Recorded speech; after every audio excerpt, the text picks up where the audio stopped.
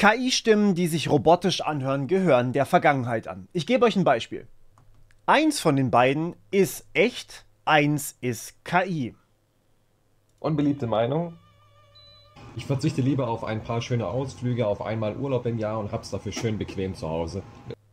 Und das zweite? Es ist so krank heiß, Leute. Ich komme hier nicht mehr von dem Kackventilator weg. Ich sag's euch. Was meint ihr?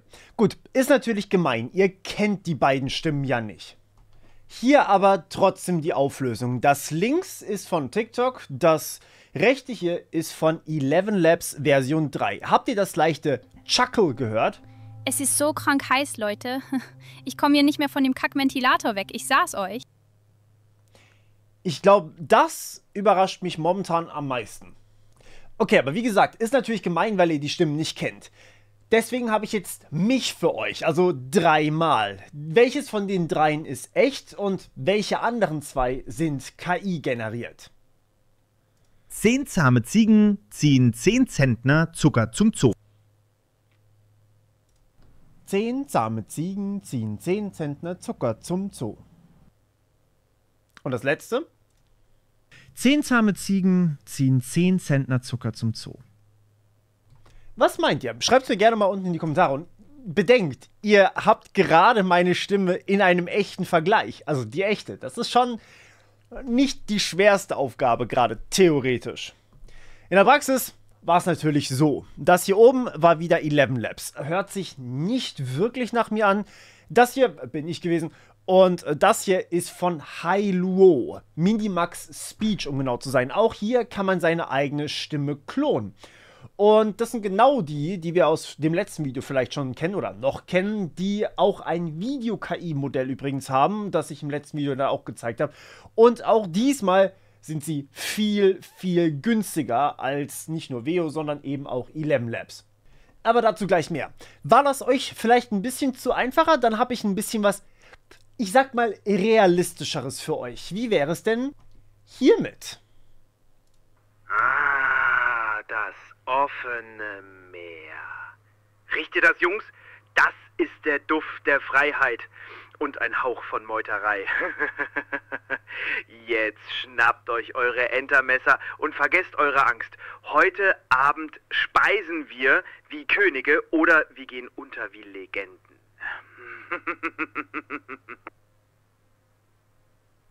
Und Nummer 2. Ah, das offene Meer. Riecht ihr das, Jungs? Das ist der Duft der Freiheit und ein Hauch von Meuterei. Jetzt schnappt euch eure Entermesser und vergesst eure Angst. Heute Abend speisen wir wie Könige oder wir gehen unter wie Legenden. Das simuliert einen Anrufer am Telefon. Beispielsweise, wenn ich meine Oma anrufen würde oder natürlich, wenn jemand mit meiner Fake-KI-Stimme meine Oma anrufen würde. Fertig geraten? Naja. Hier ist die Auflösung. Das untere ist von mir und das obere, was ihr zuerst gehört habt, das ist KI. Und ich bin wahnsinnig gespannt, wer von euch wirklich alle richtig hatte. Nun gut. Bei ElevenLabs Version 3 und auch bei Minimax von Hailuo kann man seine eigene Stimme klonen und fast alles sagen lassen, was man möchte. Und man kann mittlerweile bei ElevenLabs sogar Regieanweisungen geben, wie ihr das gesehen habt. Den Telefoneffekt habe ich allerdings selbst drüber gelebt. Der stammt nicht von den KI-Tools. Das habe ich einfach in Audacity gemacht und wenn man weiß wie, dann ist das in unter 2 Minuten erledigt und ChatGPT weiß natürlich wie. Und ganz kurze Anmerkung hierzu, das ist natürlich nichts, was ich absichtlich über so ein Tool machen möchte. Das ist eher dazu gedacht, um euch zu zeigen, wie sich sowas am Telefon anhören würde. Also das ist jetzt nichts, was man aus den Generatoren rausbekommen möchte, ne? Aber für den Scam-Fall wollte ich euch das zeigen. Und ganz kurze Anmerkung auch dazu. ElevenLabs ist alles andere als perfekt. Ich habe auch sowas hier bekommen. 10 zahme Ziegen ziehen 10 Zentner Zucker zum Zoo. Ja, warum zur Hölle singe ich da diesen Zungenbrecher? Ich kann es euch nicht sagen, ich weiß es wirklich nicht. Aber okay, wie üblich möchte ich mit diesem Video hier aufklären. Was könnt ihr wirklich mit diesen Tools tun? Was könnt ihr erwarten? Wo wird euch das alles begegnen? Und was hat das wirklich für Auswirkungen? Was sind vielleicht auch Sicherheitskonsequenzen für uns alle? Und da haben wir schon einen ziemlich wichtigen Aspekt. Warum kommt eigentlich dieses Video erst jetzt? Naja, das ist eigentlich relativ simpel. 11v3 ist zwar schon ein paar Wochen draußen, aber nur in der Preview gewesen. Das besondere Neue ist jetzt, dass nun auch Emotionen und sowas wie Regieanweisungen, sogar Soundeffekte können erzeugt werden. Ihr könnt die einfach in einem Skript drin haben. Ihr könnt mehrere Sprecher miteinander interagieren lassen und es kamen viele neue Sprachen dazu. Das schauen wir uns alles noch an. Das ist alles voll konfigurierbar. Bislang konnte man 11v3 aber nur in kurzen Previews nutzen, die ein paar tausend Zeichen lang sind, was nicht so besonders weit reicht. Und klar, aber kleine Demos wie diese hier sind ziemlich beeindruckend. Hey Juniper, klopf, klopf. Ich mach bei diesem Quatsch nicht schon wieder mit. Komm schon, bitte. Diesmal wirst du ihn lieben. Nein, auf gar keinen Fall. Die letzten 10 waren nicht lustig. Die nächsten 10 werden es auch nicht sein. Du bist einfach nicht witzig. Ja, Wie bei viele Halo Informatiker geht das braucht mit den man, Emotionen um eine Glühbirne nicht zu wechseln? wirklich. Sie haben aber wieder ein Keine anderes Ahnung. deutliches Wie viele? Argument. Sie sind viel, Keinen. viel günstiger und Das ihr ist ein bekommt Hardware-Problem. einfach nur fürs Dasein jeden Monat 10.000 gratis Credits. Oh Zumindest ist das mein gerade so. Gott. Sie ändern Ich das geh nach wohl Hause. immer mal wieder so ein bisschen. Aber das reicht für einiges. Ich habe für dieses Video hier jeweils einen Podcast erstellt, sowohl mit 11 Labs, dort meiner geklonten Stimme, als auch bei Hailuo mit meiner geklonten Stimme. Und ich bitte euch tatsächlich, mir zu schreiben, welches von beiden euch besser gefallen hat, wenn ihr es länger hört. Die Folgen gehen jeweils über 20 Minuten und wenn ich die Kosten hochrechne, dann kostet mich eine Folge bei Hailuo 1,15 €, wohingegen bei 11 Labs zahle ich über 5 €, also 5,06 € um genau zu sein. Das ist fast das Fünffache.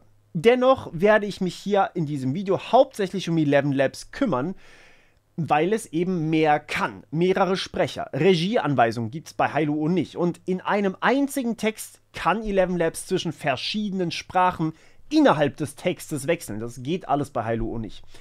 Aber dort könnt ihr das natürlich trotzdem auch selbst machen und eben selbst aktiv werden. Es geht mir aber mehr darum, was alles möglich ist und was man damit machen kann. Okay, mal ehrlich, 5000 Characters, darauf war 11 Version 3 bis vor ein paar Tagen drauf beschränkt. Das bringt uns in der Praxis relativ wenig. Das begegnet euch vielleicht höchstens mal auf TikTok, reicht aber nicht wirklich für echte Podcasts oder Audiobooks. Vor allem, weil man die Sprache, wie ihr vielleicht gemerkt habt, nicht so besonders gut festlegen kann und die Sprecher dann regelmäßig ins Englische abrutschen, würde man sagen. Jetzt allerdings ist das sowohl über Code, also über eine API-Schnittstelle, als auch im Studio möglich. Und das heißt, beliebig lange Texte quasi. Ich kann volle Podcast-Skripte da reinpacken und es gibt sogar einen eigenen Button für Audiobooks. Das sieht dann tatsächlich so aus, dass man einfach eine PDF oder ein Dokument hochladen kann und anschließend wird der gesamte Text extrahiert, Stimmen werden zugewiesen und let's go. Ihr könnt selbstverständlich auch einfach den Text dort rein copy-pasten, das geht genauso. Und ja, wie ihr gerade gesehen habt, habe ich einen eigenen Test-Podcast mit meiner eigenen geklonten Stimme hier hochgeladen, damit ihr euch das Ganze anhören könnt, wie sich das wirklich für euch anhört. Ich habe es aber trotzdem natürlich als KI-Content markiert, das heißt, ihr kriegt das ganz am Anfang immer zu hören. Ihr findet den Podcast von beiden, also Hailuo und 11 Labs, auf Spotify, Apple, YouTube und eigentlich fast überall. Der Vorteil an meiner eigenen Stimme ist, dass ich sie ja selbst geklont habe. Deswegen spricht diese Stimme standardmäßig eher Deutsch, also Dinge eher Deutsch aus. Auch wenn ich englische Texte schreibe, rutscht sie eher ins Deutsche und nicht so leicht ins Englische. Juniper und eben diese anderen sind halt mit englischen Stimmen erstellt worden und rutschen dann auch leichter ins Englische und naja, Deutsch ist dann eher so die zweite Wahl. Aber wo wir gerade von Sprachen reden, lasst uns über Sprachen reden. Natürlich geht auch Deutsch, aber eben auch mehr als 70 andere Sprachen. 70! Und die können innerhalb eines einzigen Satzes gewechselt werden. Zwitschernde Zebras zappeln zügig, swiftly slithering sur le sable. Scascichachato, chacachichainla, sinsoccu de so sobre sinuosos senderos soleados. Ich denke, wir sind uns allesamt einig, dass das massiv Sprachbarrieren reduziert. Vor allem auch beispielsweise hier auf YouTube. Aber Spoiler, Original Morpheus spricht von all diesen Sprachen nur Deutsch und Englisch. Französisch verstehe ich vielleicht ein ganz kleines bisschen und der Rest, da wird's brutal dünn. Falls wir also Native Speaker hier haben für die vielen anderen Sprachen, die hier zum Einsatz kamen, sagt mir gerne mal, ob das einigermaßen Sinn gemacht hat. Beim Französischen habe ich zumindest einen Aussprachefehler gefunden, aber trotzdem mal ernsthaft, das ist innerhalb eines Satzes. Das ist superhuman. Ich kann das nicht und das ist meine Stimme, theoretisch zumindest. Warum ihr das aber aktuell noch nicht überall auf YouTube hört, ist einzig und allein, weil YouTube beispielsweise uns Creators nicht dieses Feature freigeschalten hat. Ich kann die automatisch erstellte KI-Stimme von YouTubes KI verwenden, aber halt nicht meine eigene. Und die hört sich wirklich grausam an.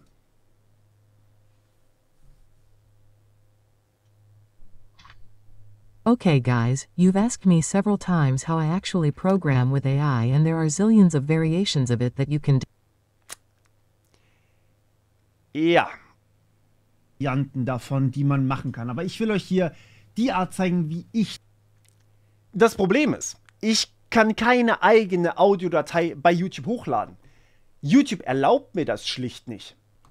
Und das, obwohl ElevenLabs übrigens sogar ein eigenes Feature dafür hat. Das nennt sich Dubbing Feature, wo die Audio sogar synchronisiert wird, sodass das ungefähr zu der Lippensynchronität passt. Es passt natürlich nicht perfekt, aber es ist wirklich sehr, sehr gut. Es ist deutlich besser als das, was YouTube gerade hat. Das heißt, es würde sich eigentlich viel, viel besser anhören und wäre sogar synchroner zu dem, wie es tatsächlich ist. Das ist sehr schade, wird aber natürlich nicht mehr lange so gehen, nehme ich an, und selbstverständlich werde ich das dann auch nutzen. Für all diese Dinge muss man aber natürlich wissen, wie man auch damit umgeht. Dazu muss man auch zumindest ein bisschen verstehen, wie diese Tools arbeiten und wie man damit arbeiten kann. Bitte nutzt diese Tools, die es sind, nicht als Ersatz, sondern als Assistenz. Ich habe letzte Woche einem Kollegen geholfen, der ChatGPT ungefähr wie Google benutzt hat, und während das jetzt nach nicht so viel aussehen mag, führt das in der Praxis oftmals zu beträchtlich weniger Frustration, weil die KI-Modelle einfach bessere Ausgaben produzieren. Die Sache ist natürlich, dass das noch gar nicht so lange da ist, aber dennoch gibt es wirklich viele Tricks mittlerweile, um selbst, ich sag mal, mittelmäßigen KI-Modellen, die ihr dann aber auch auf eurem eigenen Rechner laufen lassen könnt, eine wirklich gute Antwort nicht durch Zufall, sondern mit Absicht zu entlocken. Und mein Kollege meinte dann, warum weiß das eigentlich niemand? Tja, da kommen wir nicht nur zu meinen Videos hier auf dem Kanal, sondern auch zu unserem heutigen Partner Coursera. Coursera's AI-Kurse sind im Kern MOOCs, also Massive Open Online Courses. Ein 51 € pro Monat Abo und ihr könnt so viele Kurse belegen, wie ihr wollt. Ich habe euch vor kurzem schon mal einen vorgestellt und heute ist einfach meine nächste Empfehlung dran. Beispielsweise hat die Vanderbilt University einen Prompt Engineering Kurs und erklärt in 18 Stunden,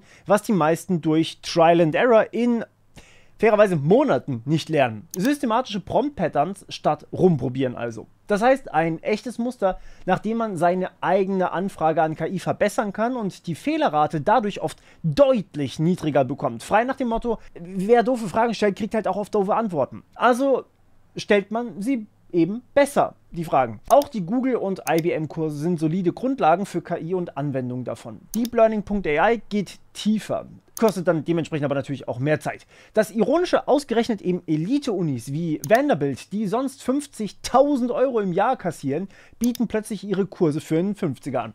Und klar, es ist kein richtiges Studium, aber für Leute, die verstehen wollen, warum ihre AI-Tools Müll ausspucken, ist das mehr als ausreichend. Speziell beim Vanderbilt ist mir eine Sache sehr schön aufgefallen. Der Prof erklärt tatsächlich die Logik hinter Large Language Modellen, statt eben nur diese 10 geheimen ChatGPT-Tricks, die man sonst immer so hört. Keine Marketing-Slides also, sondern echte Patterns, die auch funktionieren. Auf der Seite hier neben mir findet ihr Coursera.org und sucht euch dort einfach einen Kurs aus. Mit meinem Link spart spart ihr sogar direkt. Oder natürlich, ihr probiert es kostenlos. Und ja, natürlich kriege ich Provision dabei. Aber nein, das macht die Kurse auch nicht besser oder schlechter. Dementsprechend eine klare Empfehlung von meiner Seite.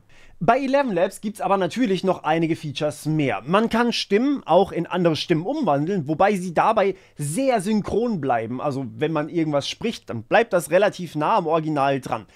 Ist aber natürlich jetzt nicht übersetzt in eine andere Sprache. Aber trotzdem, kleines Beispiel für euch. Ah, das offene Meer. Riecht ihr das, Jungs? Das ist der Duft der Freiheit und ein Hauch von Meuterei. Jetzt schnappt euch eure Entermesser und vergesst eure Angst. Heute Abend speisen wir wie Könige oder wir gehen unter wie Legenden. Erkennt jemand von euch den Typen? Killing Spree. Rampage. Dominating. Ja, das ist der Ansager von Unreal Tournament. Und ihr könnt ihn sagen lassen, was auch immer ihr wollt. Killing Spree. On my mobile data plan. Over the limit. Double dishes. Still sitting in the sink. Headshot of my own selfie. Filter on. Unstoppable at losing socks in the laundry. Ja, ich weiß, ich habe viel zu viel Spaß damit. Aber apropos Gaming, hier muss ich vielleicht ganz kurz ernst werden. Diese Sache kostet natürlich sehr viele Synchronschauspieler vielerorts ihre Zukunft. In München ist ein Studio insolvent gegangen. Agenturen haben 60% Rückgänge verzeichnet. Und dieser Artikel hier ist von vor einem Jahr. Ziemlich genau sogar übrigens. Damals war Version 3 von ElevenLabs natürlich noch nicht draußen. Viele Filmstudios gehen jetzt her und wollen, dass auch auf Deutsch oder jeder anderen Sprache der Schauspieler seine eigene originale Stimme behält. Das kann ein Synchronsprecher natürlich nicht bieten, das soll er aber auch eigentlich gar nicht. ElevenLabs hat dieses Problem als, naja, ich sag mal, eine der beliebtesten Plattformen auf jeden Fall mit verursacht und geht das nun in gewisser Weise sogar an. Einige Synchronsprecher haben ihre Stimme an ElevenLabs quasi verkauft. Ich kann nun vielerlei Stimmen von echten Sprechern bei ElevenLabs benutzen und dann muss ich explizit separat dafür bezahlen. Ein kleines Beispiel. Bei den Voices gibt es einen ganzen Haufen an Stimmen. Sagen wir wollen einen Videospielcharakter. Beispielsweise für unser Game, das wir gerade entwickeln. Tun wir leider nicht, aber ich würde gerne. Well, well. Look what we have here. I have come from the land of darkness. Well, hello there. Step into my lab. Look at this. Let me show you my pancake combobulator. Nachdem wir uns nun also für den einzig wahren Heimatdonger, ich meine natürlich Quirky Mad Scientist, rausgesucht haben, sehen wir hier drüben, dass diese Stimme etwas mehr kostet. Und zwar 20 Cent alle 1000 Credits. Zum Vergleich, der Satz hier ist ziemlich genau 100 Credits. Das heißt, theoretisch würde mich das hier extra 2 Cent kosten. Praktisch wird das aber einfach über meinen ElevenLabs-Account abgerechnet. Das heißt, ich zahle einfach doppelt. Deswegen seht ihr hier unten dieses zweimal Rate for this voice. Die eine Hälfte geht dann also an ElevenLabs für die Rechenleistung und die Technologie. Die andere an den Autor der Stimme. Das ist erstmal nicht schlecht. Hextech Prototype 42 produces infinite energy and an equally infinite humming noise I can't turn off. Also mal ganz ernsthaft, ich sehe das tatsächlich als League of Legends Charakter. Holy shit, das ist wirklich, wirklich gut. Jetzt habe ich also für die Stimme eines Synchronsprechers bezahlt in diesem Video. Das klingt zwar toll, ist aber nur für die Stimmen relevant, die da ja hochgeladen werden als die Stimmen eines Synchronsprechers. Und das ist selbstverständlich nicht mit jedem Synchronsprecher der Fall und ich kann auch einfach selbst eine Stimme erstellen, optimiert für Version 3 und ganz nach meiner Vorliebe. Ich habe also versucht, Heimerdingers Stimme ein bisschen nachzubauen. Mit der Hilfe von ChatGPT hat das verdammt gut geklappt. Also, wirklich. Hextech Prototype 42 produces infinite energy and an equally infinite humming noise I can't turn off. Hextech Prototype 42 produces infinite energy and an equally infinite humming noise I can't turn off. Hextech Prototype 42 produces infinite energy and an equally infinite humming noise I can't turn off. Hextech Prototype. Ja.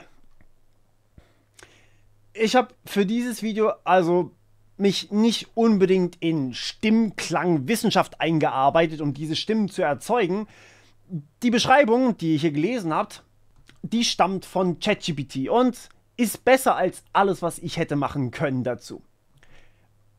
Also habe ich dafür ein GPT erstellt, wo ich jetzt einfach nur noch eingeben muss, hey, nimm mal bitte diesen Charakter und beschreib seine Stimme. Die kann ich dann in ElevenLabs nutzen und dieses GPT habe ich euch natürlich auch auf Patreon hochgeladen. Das seht ihr hier oben als QR-Code. Schaut dort sehr, sehr gerne vorbei. Dort gibt es jede Menge Guides, GPTs, Checklisten und natürlich auch alles mögliche andere aus dem Bereich Cybersecurity und so weiter und so fort. Falls ihr was braucht, schreibt mir aber auch gerne dort. Dasselbe Stimmenklonen geht übrigens auch mit Heilwo. Auch hier habe ich versucht, mal Heimerdingers Stimme mit demselben Prompt übrigens nachzubauen und, naja, hört selber. Ich finde ElevenLabs deutlich besser. Prototype 42 produces infinite energy and an equally infinite humming noise I can't turn off. Das macht aber natürlich trotzdem jegliche Vergütung für Synchronschauspieler sofort wieder zunichte. Denn ich habe jetzt eine noch passgenauere Stimme, die ich ohne doppelte Kosten einfach nutzen kann. Ich musste nicht mal davor zufällig die passende Stimme finden, nein, ich habe einfach eine Beschreibung eingegeben. Dass hier also Synchronschauspieler bezahlt werden sollen, das ist reine Augenwischerei und naja, das wird zu nichts führen. Trotzdem ist es natürlich für kleinere Indie-Studios, zum Beispiel fürs Gaming, eine riesige Chance, damit die sich auch eine Vertonung leisten können, die ja heute fast als Standard angesehen wird. Auch eine riesige Chance ist das übrigens für Menschen mit beispielsweise Lese-Rechtschreibschwäche oder anderen Lernschwierigkeiten. Text-to-Speech hat mehrfach bewiesen, und die Studie ist unten in der Beschreibung, dass es die Fähigkeit zu lesen verbessern kann. Es ist also nicht alles inhärent schlecht oder gut. Ein riesiger Punkt, aber gerade hier auf Social Media, ist vor allem der Fakt, dass man mehrere Sprecher miteinander sprechen lassen kann. Wie ihr das anfangs schon gehört habt, in diesem Beispiel hier. Es hört sich mehr oder weniger wie ein natürliches Gespräch an und ich kann ganz einfach von meinen Voices wählen, welche Stimme jetzt ein Paragraph sprechen soll. Mit diesen eckigen Klammern hier gebe ich Regieanweisungen, beispielsweise aufgeregt oder genervt. Ich kann auch Laute wie Lachen oder Kichern von mir geben. Und noch beeindruckender ist, auch Soundeffekte funktionieren sehr, sehr stark. Hey, Juniper. Wie viele Informatiker braucht man, um eine Glühbirne zu wechseln? Keine Ahnung, wie viele? Keinen Das ist ein Hardware-Problem. Oh mein Gott, ich gehe nach Hause. Ich war vor allem von diesem Drum-Sound, den ich hier wirklich nur als Drum-Sound eingegeben habe, brutal überrascht, dass es diesen Meme-Sound mit dem Ping verstanden hat. Das hat mich tatsächlich ein bisschen sprachlos gemacht. Ich kann jetzt also einen Podcast mit mir und, ich sag mal, diversen Videospielcharakteren gründen, aber aktuell natürlich noch ohne Video. Noch. Der große Elefant im Raum ist allerdings, kann ich eine Stimme fälschen, die mir nicht gehört? Kann ich den klassischen Enkeltrick durchführen? Zunächst einmal, meine eigene Stimme ist bei ElevenLabs... Seneca grüßt seinen Lucilius. Handle so, mein... Ein sogenannter professioneller Voice-Klon. Unterbrich mich nicht, Voice-Klon. Dazu habe ich, kein Witz an der Stelle, Seneca gelesen, wie ihr gerade gehört habt. Lucilius, befreie dich für dich selbst und sammle und bewahre die Zeit, die dir bisher entweder geraubt oder heimlich entwendet wurde, oder... Ja, 30 Minuten lang. Danach habe ich das hochgeladen und musste tatsächlich Text vorlesen, der eingeblendet wurde. Also nichts, was man irgendwie noch so schnell aus dem Internet rausholen kann oder einfach hochladen kann. Nein, das Mikrofon ging an im Browser und komplett unzusammenhängender Text erschien, sodass ich quasi verifizieren musste, dass meine Stimme mir gehört. Und ich musste der Website Zugriff auf mein Mikro geben. Ich habe es auch tatsächlich beim ersten Mal verkackt und ich habe aber leider auch keine Aufnahme davon, weil ich diesen Voice-Clone von mir schon seit einer Weile habe und immer mal wieder damit was ausprobiere. Aber Professional Voice-Clones hören sich zwar krass an, aber es gibt auch normale Voice-Clones. Und für die braucht man nur 10 Sekunden Audio. Also, habe ich mich mal beim König von Bayern bedient auf Instagram und einfach das Video runterladen, extrahieren und mit einem Instant Voice Clone hochladen. Und das ist tatsächlich ein super kleiner Aufwand und hat funktioniert soweit. Also ich konnte alles hochladen. Aber wenn ich das jetzt generiere hier, wie ihr sehen könnt, kann man die Sprache natürlich auswählen. Dann ist hier eine Verifikation der Stimme nötig. Auch für den nicht-Professional Voice Clone, sondern für die ganz normale Klontätigkeit. Wenn das jetzt also meine Stimme wäre, wäre das überhaupt kein Problem, aber ich kann natürlich nicht einfach Markus Söders Stimme imitieren und dann sagen, ja, das ist auf jeden Fall meine. Deswegen, so geht das natürlich nicht. Aber man kann ihn lustigerweise trotzdem benutzen, beziehungsweise als Stimme auswählen. Wenn ich dann allerdings auf Generieren klicke, dann wird das Ganze zu einer Blocked Voice und ich muss die Stimme verifizieren. Und fairerweise, das ist gut. Das ist wirklich, wirklich gut. Heißt, der Enkeltrick ist ja so leicht dann gar nicht mehr möglich. Leider bedeutet so ein Schutzmechanismus aber auch, dass die Technologie ausschließlich auf ElevenLabs Servern verwendet werden kann. Lokale und Open-Source-Optionen kann es mit diesen Schutzmaßnahmen gar nicht geben. Denn lokal kann niemand prüfen, ob ich das bin oder eben Markus Söder. Ich kann ja einfach die Verifikation umgehen. Außer natürlich ist es Closed Source und dann könnte man es auch irgendwie umgehen. Naja, anyways. Es gibt selbstverständlich schon lokale Lösungen und die habe ich auch schon teilweise auf meinem anderen Kanal, The Morpheus Tutorials, vorgestellt. Aber vor allem für Deutsch, mehrere Sprecher und auch Soundeffekte und Emotionen, das gibt es so, außer bei ElevenLabs noch nicht. Wisst ihr aber, wo ich keine Verifikation meiner Stimme durchführen musste? Richtig. Minimax von Hailuo. Einfach 10 Sekunden bis 60 Sekunden. Ich habe tatsächlich was abschneiden müssen, weil ich zu viel Audio von mir hatte. Musste ich hochladen, dann einfach Stimme klonen sagen und bestätigen, dass ich die Rechte an dieser Stimme habe. Und da ich diese Stimmdaten schon habe, beziehungsweise natürlich auch die von Markus Söder, ging das sehr, sehr schnell. Hier hat mich niemand irgendwas gefragt. Was natürlich bedeutet, jetzt kann ich auch wieder Markus Söder klonen. Und ich sag mal so, es hat mich auch hier nicht nach einer Stimme oder sonst irgendwas gefragt. Und ich sag auch mal so, ich habe ihn noch nie so Hochdeutsch sprechen hören. Ja, der Morpheus, das ist ein guter. Den würde ich auch direkt zum Bundeskanzler wählen. Der hat immer so tolle Ideen. Infrastruktur ausbauen, Deutschland digitalisieren. Und das mit dem bedingungslosen Grundeinkommen, das machen wir auf jeden Fall, wenn das mit der künstlichen Intelligenz so weitergeht. Dafür stehe ich mit meinem Königstitel.